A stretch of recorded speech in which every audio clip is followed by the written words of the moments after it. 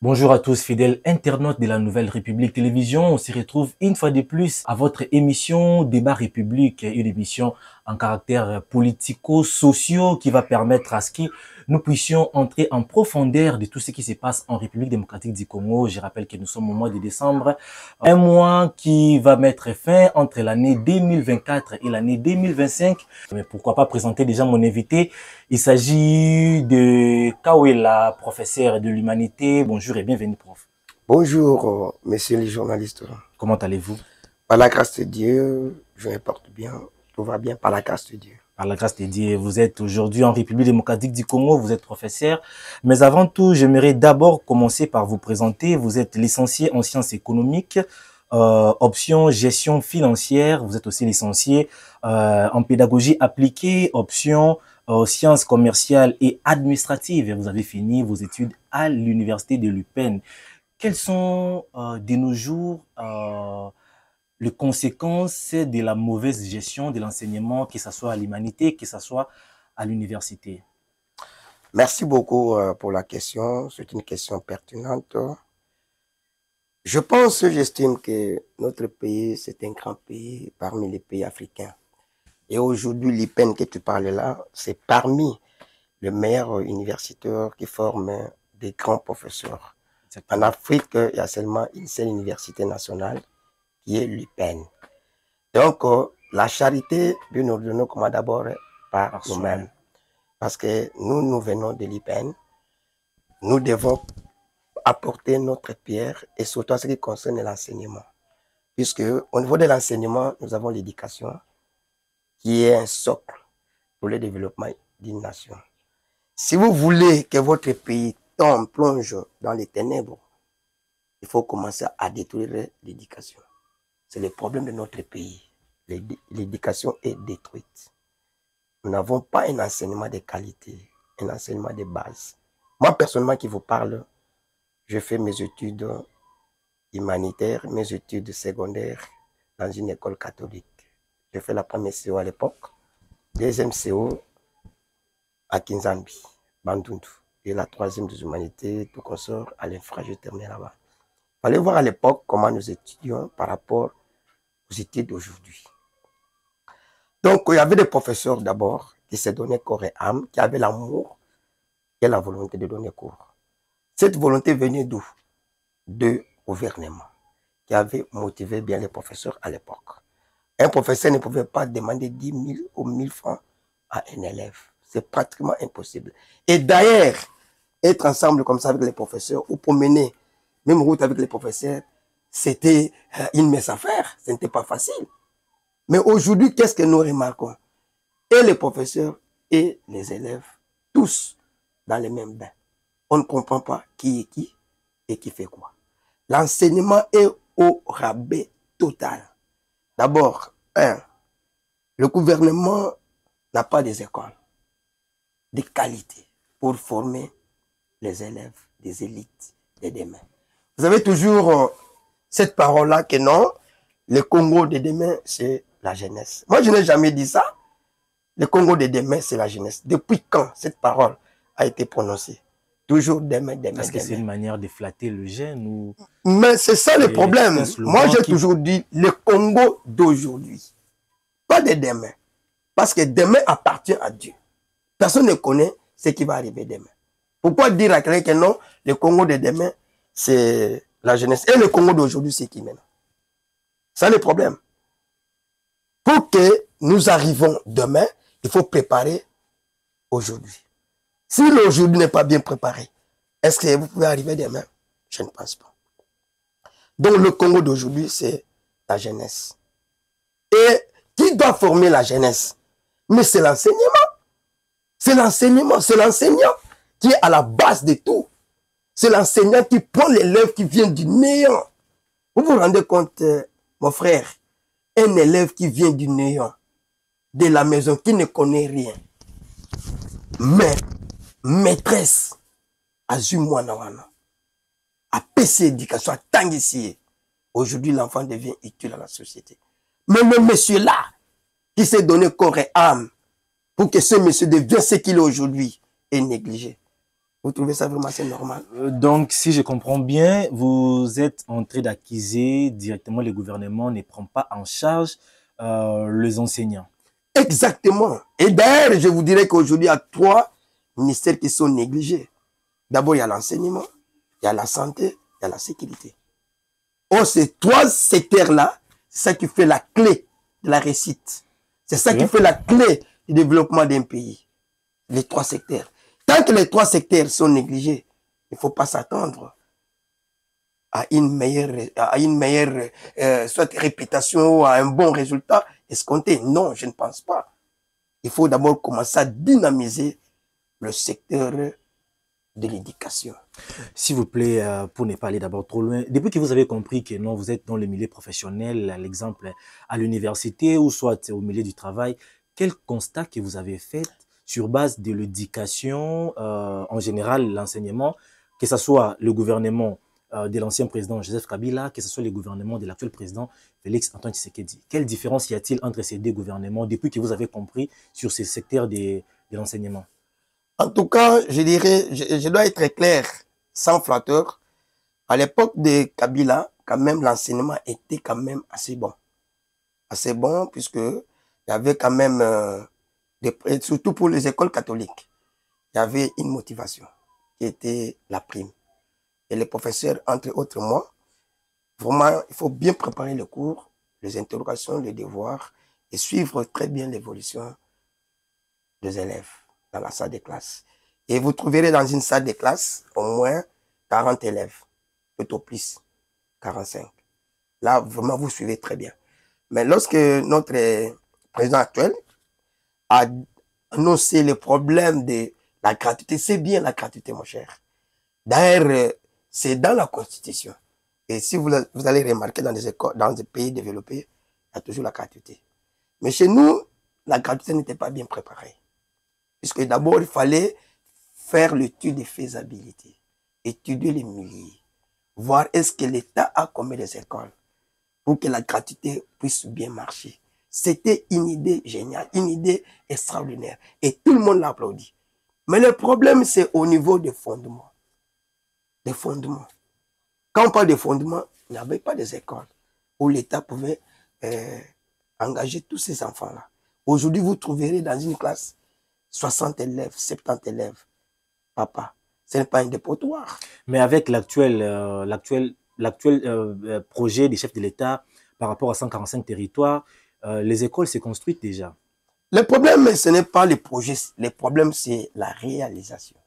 Mais lorsqu'il y aura finition des écoles, automatiquement, là, c'est la qualité pourrait s'améliorer. Là, c'est un domaine qui est purement à part. Parce qu'aujourd'hui, je vous dirais, moi, là où je donne cours, dans une salle classe de la première année des humanités commerciales, il y a 78 élèves. Dis-moi, comment je peux suivre l'évolution de chaque élève? Et dans quelles conditions ces enfants restent? Regarde seulement des bancs. Donc, des bancs, donc je peux dire que ce ne sont pas des bancs. Des bancs à lambeaux. À l'époque, nous avions des bancs pupitres. Mais aujourd'hui, les bancs pupitres n'existaient plus. Regardez maintenant des salles de classe, mon frère. Regardez même des tableaux. C'est déplorable. Donc, lorsqu'il y a la surpopulation d'élèves, lorsqu'il y a le manque de rémunération à temps voulu, automatiquement, l'enseignement devient faible. Mais, papa, quelqu'un qui gagne 420 000 francs congolais, il a une famille à nourrir. Il loue une maison, exemple, de 150 $. Aujourd'hui, 150 $, c'est combien? C'est pratiquement au-delà de 380 000 francs congolais. Mais lorsque vous gagnez 450 000, moins déjà 380 000 pour le loyer, sans compter la régie des eaux, plus encore les SNEL, vous allez savoir combien. Donc, pour vous dire que l'enseignement est au rabais parce que l'enseignant lui-même n'est pas motivé. Il est négligé. Vous comprenez? Peut-être aujourd'hui, vous trouverez dans d'autres écoles, avant que l'enseignant corrige même les devoirs, il exige un petit 500 francs congolais, un petit 1000 francs congolais aux élèves. Et ce sont les enfants qui sont nos patrons. Je ne pense pas. L'élève est venu uniquement pour apprendre. Il va apprendre chez qui? Chez l'apprenant. Et l'apprenant, c'est l'enseignant. Vous êtes dans quelle école actuellement? Actuellement, je suis au collège Saint-Pierre. C'est une école catholique. C'est une école catholique. Donc vous voulez dire que tout ce que vous venez de parler ici, ça se reproduit même dans des écoles catholiques? Exactement, mais c'est une école. Je vous dirais le contraire. Je ne peux pas être là pour flatter les écoles catholiques, non. Mon souci est que l'enseignement dans toutes les écoles soit sur le même diapason. Donc il y a des professeurs qui viennent à l'école, qui demandent des petits... Partout, partout. Ça se fait partout. Or, à l'époque, ça ne se faisait pas. À l'époque, ça ne se faisait pas, mon frère. J'ai parcouru pratiquement beaucoup des écoles privées, des écoles publiques, des écoles conventionnées.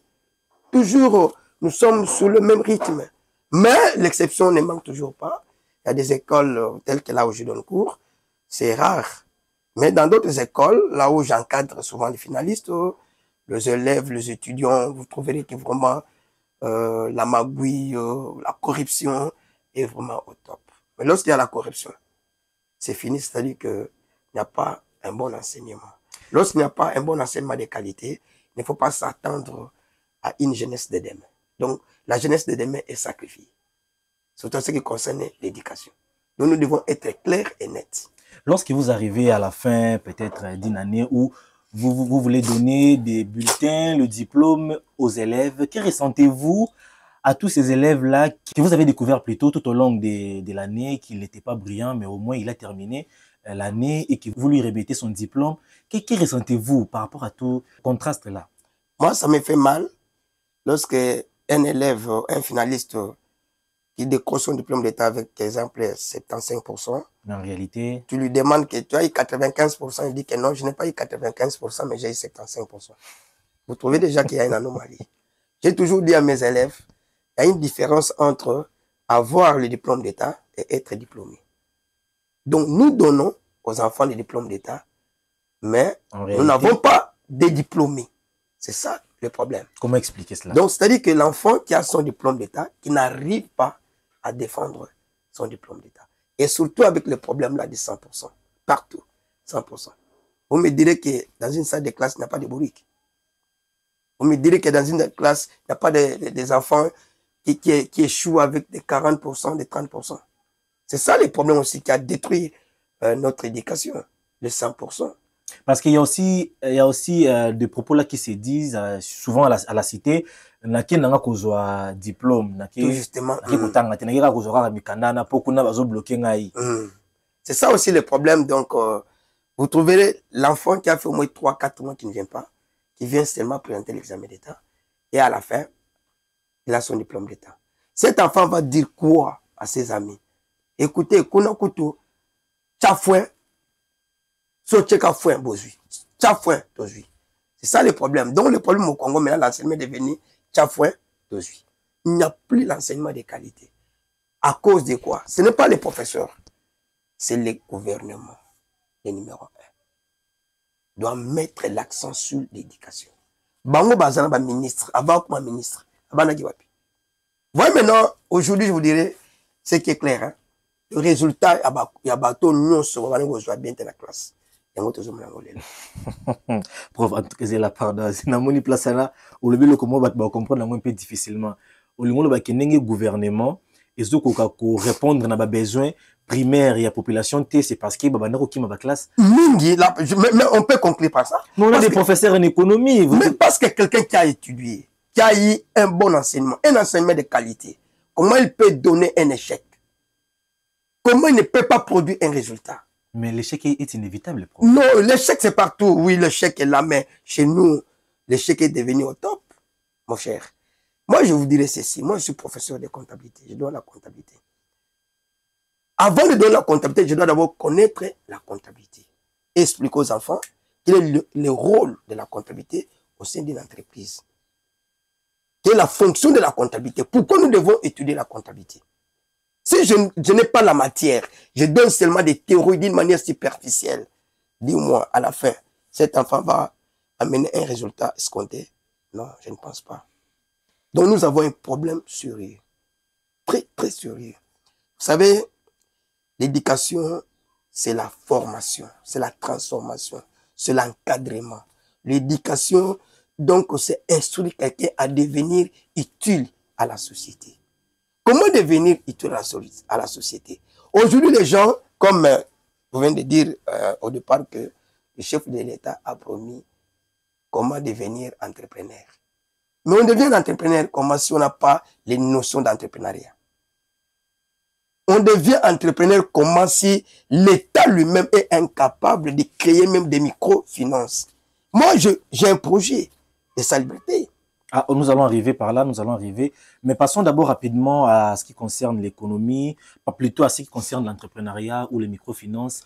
Euh, qu'est-ce qu'on peut retenir par rapport à ce qui s'est fait aujourd'hui? Le chef de l'État dit le matin que l'État va donner l'emploi aux jeunes. Arrivé le soir, le chef de l'État change de langage et dit que non, l'État n'a pas d'emploi, plutôt les jeunes doivent entreprendre. Merci pour la question. L'État ne donne jamais l'emploi à un individu. L'État crée des emplois. L'entrepreneur, c'est l'esprit de créativité. Il faut créer. Mais pour créer, il faut avoir quoi? Des notions. Il faut avoir la matière. C'est une bonne chose. C'est une idée. Mais cette idée doit être accompagnée, doit avoir un soubassement. Moi, j'ai créé des emplois, mais je manque de moyens. J'ai un projet. Et dans ce projet, au moins, je dois engager combien de personnes? Plus de 200 personnes. Ce n'est pas combattre le chômage. Mais comme l'État n'a pas créé des microfinances, c'est le financement. On doit être financé pour se relancer. Mais pour commencer une activité, il faut avoir quoi? Les fonds, non? Et nous appelons quoi? Les capitales. S'il n'y a pas les capitales, vous pouvez parler du matin au soir. Ce sont des théories. Au Congo, nous n'avons pas besoin de théories, papa. Nous avons entendu pendant longtemps des théories, des théories, des théories. Aujourd'hui, nous avons besoin de la réalisation. Je pense que nous devons être clairs et nets. Le gouvernement, donc, tu fais allusion. C'est notre gouvernement, non? Exactement. Vous savez qu'aujourd'hui, tu peux avoir des idées, mais rencontrer la personne à qui il faut donner ces idées, ça devient tout un problème. Parce qu'il y a une barrière entre toi et le monsieur en question. Il y a des flatteurs qui sont toujours autour de ces gens-là. Et je pense avec moi, nous avons eu l'arrestation sur les corbeaux et les renards. Tout flatteur vit au dépend de qui? De celui qui l'écoute. Toutes les ceintures qui est auprès de tous ces gens-là, ce sont des gourmands qui flattent les autorités. Car écoutez, non, ici marche, ici ça ne va pas tout. Moi, je vous pose la question. Nos autorités, ils voyagent, non? Exactement. Azoyanaba, nouvelle structure, non, LM, tout et tout. À l'époque, c'était G1, GD. On va jubiler les bandes, pourquoi bago zoa? Développement les bandes, la construction, la route, l'école, l'hôpital, la payer mon sous. La jeunesse aux papa, ils sont sacrifiés. Par ce là d'abord, il n'y a pas un enseignement de qualité. Bana bang bazapi, à l'étranger. Ce sont les mêmes enfants qui viendront remplacer leurs papas comme actuel gouvernement. Kabila, le père, est mort. Maintenant, qui a pris le pouvoir? Le fils, non? Après, papa, tu sais, il perd à son âme. L'homme de la démocratie. Il est parti. Maintenant, qui a pris le pouvoir? C'est son fils. Et après demain. Et après demain. Donc, c'est-à-dire que le pays est devenu comme un royaume. La jeunesse n'a pas une place dans cette société. La jeunesse est négligée, sacrifiée. Il y a beaucoup de jeunes qui sont intelligents, à qui le gouvernement doit être en contact avec la jeunesse pour puiser la connaissance des idées. Un seul doigt ne peut jamais laver la figure. L'union fait quoi? La force. La force. Le mot le dit bien, l'union qui fait. L'union de quoi? Des idées. Ah, papa, prenez le cas du Burkina Faso aujourd'hui. Maintenant, c'est un pays maintenant qui est en voie de développement. Pourquoi? Parce que le président lui-même a pris les bâtons de commandement dans tous les domaines pour honorer la jeunesse. Parce qu'il voit que la jeunesse, c'est ça la fierté du pays. Quand on a 80 ans, 75 ans, personne ne vivra éternel. Est-ce que papa n'a vraiment former, remplaçant la bango. Azalité. Remplaçant la bango, bazan na kati ba parti politique. Ah, est-ce que dans quel pays un parti politique peut développer un pays? Jamais. Pays moroté parti politique ne développe pas. Le lot à l'époque, hein, quand j'étais dans la province de Bandundu, des gens comme des Takizala, c'était des opérateurs économiques. Pas toi, ça n'a pas moyen. Mais les opérateurs économiques, ça devient maintenant un politicien. Est-ce qu'un politicien peut devenir riche? Je ne pense pas. Mais au Congo, aujourd'hui, pour devenir riche, il faut contre un parti politique. Il y a un peu de Mboka, un parti politique. Pourquoi? Dis-moi un parti politique. Beaucoup plus de idée ni un parti politique. Il y a qu'à conquérir le pouvoir. Ah, tout le monde est dans la conquête du pouvoir. Dis-moi, est-ce que tout le monde peut devenir président de la République? Ministre? Non. Papa, il y a 3 secteurs. Le secteur primaire, secondaire et tertiaire. Au Congo, il y a que le secteur tertiaire où il y a comme conséquence, la vie devient de plus en plus chère à cause du secteur tertiaire où il y a l'administration. Non, il y a le secteur primaire. Il y a l'exploitation des éléments naturels que Dieu nous a donnés au fêlé. Dans le secteur secondaire, il y a la transformation. Il faut qu'il y ait des industries. Mais s'il n'y a pas des industries, s'il n'y a pas l'exploitation des matières premières, dis-moi, comment on peut s'attendre à un développement? Le développement, c'est l'état d'esprit de quelqu'un. C'est l'homme. Ça n'a rien à voir avec la Constitution. Ça n'a rien à voir avec la Constitution. Bien, mon Constitution, c'est l'élément moteur au loi Mbokati. Dans la Constitution, donc pour développer le pays, il faut se référer à la Constitution. Je ne pense pas. Le chef de l'État peut avoir une idée. Mais lui-même ne peut pas. Il fallait poser la question à la population. Comment on peut modifier ou changer la Constitution? Ça sera fait en 2025. Il a dit qu'il y aura une commission qui va s'en occuper pour voir si on peut changer ou modifier. Mais revenons d'abord. Quand vous parlez qu'un parti politique ne peut pas développer un pays, vous faites allusion à quoi? À un groupe de personnes où il y a un leader qui est devant eux. Oh, petit Boya Koto, Torobong Samboka, petit. Combien de partis politiques tu vraiment dans le Congo? Donc on peut déjà dire que non, l'IDPS au pouvoir, on ne peut pas espérer. Quel est le résultat que nous avons? L'IDPS a fait combien des années au pouvoir? 6 ans bientôt. Oui. Quels sont les résultats? Même dans quel domaine où peut-être on peut dire que grâce à l'IDPS, voici la vie a commencé à changer. Dans quel domaine? Zéro. Papa, c'est la sociale. Papa, mon Congo, Béobi Congoté. Il y avait un professeur à l'époque quand j'étais à l'université, Aouta Marie Angwabe, a tenu une conférence sur la richesse du pays. Et il a conclu que la richesse, ce n'est pas les sous-sols ni les sols. La richesse, c'est qui?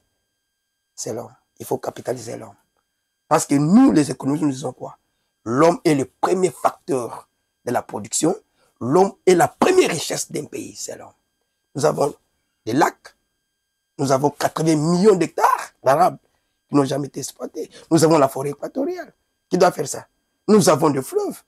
Nous avons l'océan. Il y a tout, papa, il y a la richesse. Notre terre ici. Maintenant, qui va exploiter ça? Il faut s'attendre à la Constitution. Parlons un peu de votre projet. C'était quoi encore les noms du projet? C'est dans quel secteur? Mon projet était sur la salubrité de la ville de Kinshasa, en commençant par 4 la salubrité où? Dans la province de Kinshasa. Ah, donc ils vont remplacer déjà Gentini Ngobila. Nani plutôt, ils vont remplacer Daniel Bumba. C'est ça le problème aussi, papa. Pas remplacer quelqu'un, mais porter une pierre. Les gens pensent que c'est RDC qui sur richesse. Des photos, ça la carte à RDC pour richesse, là, de profiter. C'est ça ma contribution. Remplacer quelqu'un, ce n'est pas ça qui donne la solution. La solution, c'est au niveau de la continuité. C'est au niveau de la politique structurelle. Est-ce que notre pays a une politique structurelle? C'est-à-dire quoi? Nous avons papa Nanga André Kimbuta, que je salue en passant. Kinshasa la belle. À Kinshasa la belle. On a un projet là. Kinshasa c'est la belle. Kinshasa est comme contre la poubelle. Donc échanger la belle et comme dans la poubelle. Est-ce que papa Nabiso André Kimbuta avait un projet, avait un programme? Vous voyez, des pays développés ont un programme, ont un projet, ont une structure, c'est déjà bien défini.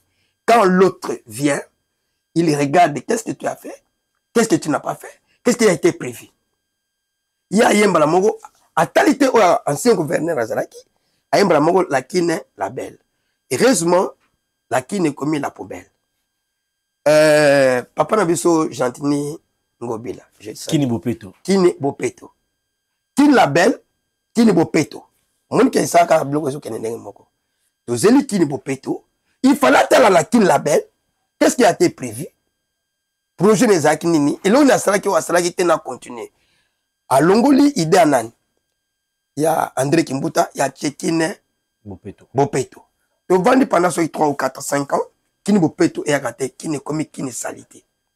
Donc, Bopeto et Longwe est commis une salité. Les lots autant après la pluie, nous disons quoi? C'est des beaux temps, non? Mais au Congo, après la pluie, tout le monde devient karatéka, tout le monde devient catcher. Même ma maman va sauter. C'est vraiment déplorable. Qui chasse à terre? Parce que vous blaguez avec ces pays, vous pays. Là, vous parlez de Gentini Ngobila. Oui. Est-ce qu'on a des troisième gouverneur? Il est encore au début. Mais quels étaient ses projets? Il est encore au début. Projet des années. Azo structuré dans nous. Il y a toujours des blocages sur. Nous, on a attaqué naïté. Il faut apporter un plus. Il a déjà fait l'étude de la faisabilité. Il a envoyé les experts partout à comprendre que non.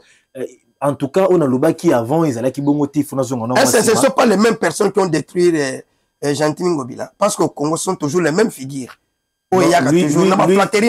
Il y a Gentini Ngobila. Ce ne sont pas les mêmes figures qui ont travaillé avec Gentini Ngobila. Ils ont fait tomber Gentini Ngobila. Il y a hôtel Hilton, na Gombe, à Boyi, na hôtel de ville, parce que à Boyi, à quoi, na milimu, il y a. Question est à quoi, milimu, parce que question est allée. Même qu'on appelle la milimu ezali. Milimu est esprit là partout. Non, par là, je voulais dire. Je comprends. Donc, c'est-à-dire que le problème que nous avons, il faut aya akitana terrain. Tous ces gens-là, ils ont un bureau. Mais sans s'interrompre, on ne peut pas parler de lui. Il est encore au début. Tout justement. Nous devons aussi voir ses projets et faire le tour de ses projets. Ça, le problème. En quelques mots, le projet n'a eu au lobby qui est aux projet pour Kinshasa et Bonga parce que les Akaka, même discours, tout le monde avait au moins lancé un discours et puis elle a continué le terrain à Monique non. Les discours et la réalité n'avaient rien à voir. Ils avaient les jours et la nuit. Les discours, par exemple, aux Ananunakati gouvernement, aux Alibana, mais projet non, ce n'est pas seulement dit que au gouverneur, mais on peut proposer, parce que et puis Monique et Simi. Projet non, ils ont même juste des petits détails pour permettre de comprendre. Projet non, ils ont sur salubrité à ville de Kinshasa, en commençant par d'abord les 4 communes que j'ai ciblées. Commune de Makala, Ngaba, Selembao et Bombo. C'est là où se trouve la population. Et c'est là où également il y a trop de saleté dans la commune. Après la pluie, je te dis qu'il y a à boire et à manger. Alors, Albino, je dois recruter maintenant la jeunesse. Il faut appeler ça jeunesse, idée, comment devenir un entrepreneur, comment travailler. Tu comprends? Le travail, c'est ça qui fait l'homme, la valeur de l'homme. Dans une jeunesse, c'est que Boya n'a pas ça bien ça là. Boya to créer ensemble Nabino, apportez-moi un plus dans Mboka Nabiso. Ce n'est pas seulement le problème, il y a gouverneur. Non, gouverneur a fait sa biso ba moyen. Gouvernorat a fait sa moyen. Et dans ba moyen wana te bandeni ni orienter ngo pe ko affecter ngo na tel et sika pour ni mboge sanini et bon. Vous savez chez nous il y a un problème hein. Il y a un problème. Comme mon professeur me disait que l'administration est à la base de tout. L'administration vient d'administrer. Il signifie quoi gérer? Quand on parle de la gestion, papa, ce n'est pas crier, dire de n'importe quoi. On doit prévoir. Qu'est-ce qu'on a prévu? Qu'est-ce qu'on doit réaliser? Est-ce qu'on peut prévoir dans un pays où on ne connaît même pas le budget? C'est ça le problème.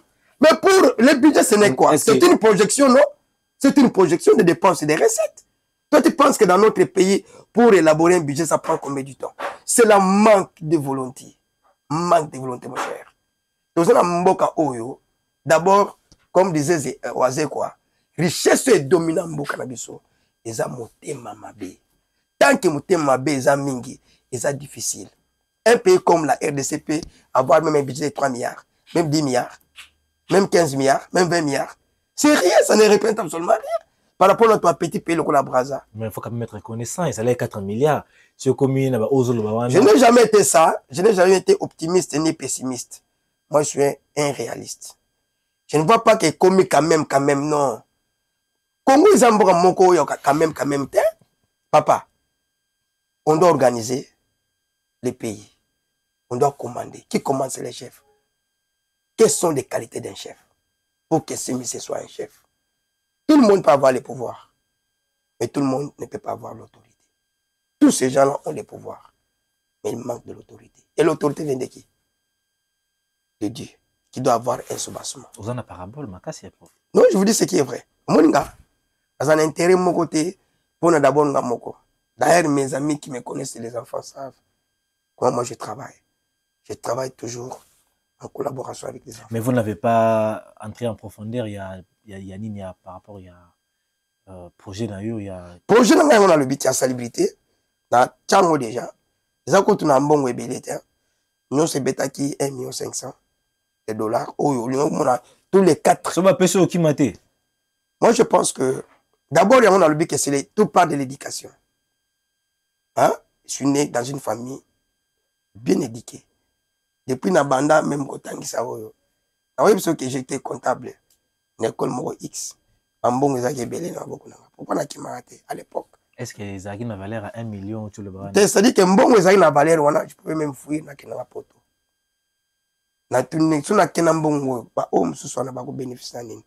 L'amour du prochain n'existait pas.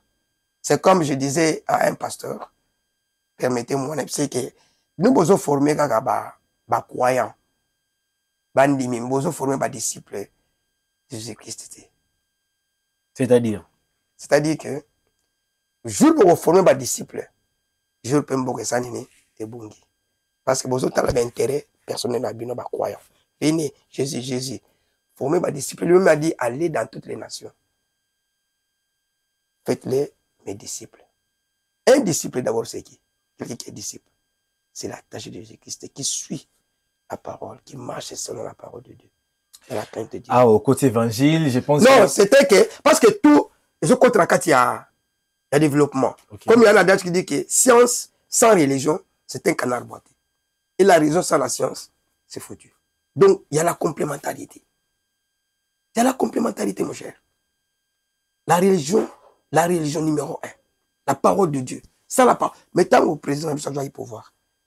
Tant qu'il y a un stade. À parler que c'est roi, non? Après ça, il y a verset biblique, il y a roi. Mais verset de Yangouna, la clé. À l'époque, quand Joseph était arrêté, au roi, à l'autre d'autre. Oui, Banyama 7, Yaminene, Banyama 7 anine. Yamike. Mais par surprise, Banyama Mike, Banyama Nine. Yaminene. A tout le batama yéli. La position que ce jour, quand elle vous parle d'un homme intelligent, il y a des gens qui disent que c'est lui qui a décroché plus de 20 diplômes, 30, 40 diplômes. Oh, c'est lui qui a distingué l'université. Non! Attention. Un homme intelligent, c'est celui qui porte une solution. Celui qui donne la solution aux gens. Celui qui résout les problèmes des gens. C'est un homme intelligent. C'est comme Joseph, qui était dans la prison. Roi Sangisi, Batama Yélo, Batama Yéli. Naba marabout. Tu avais trouvé la solution. Ils étaient intelligents, oui ou non? Et quand on a fait appel à un homme intelligent, il a donné quoi la sauce? Nous, aujourd'hui, nous cherchons ces gens-là. Quel que soit au niveau de l'éducation, professeur, tout le cas, Batama Yéli, on va porter solution à RDC. Tout le cas, je suis tridoc, je suis bidoc, je suis docteur. Chez nous, il n'y a que des docteurs. Personne n'est infirmier, personne n'est... tout le monde est docteur. Mais merci, prof Pedro, le nom reconnu par tout le monde. C'est le nom de Pedro. C'était en tout cas idéal de partager avec vous aujourd'hui.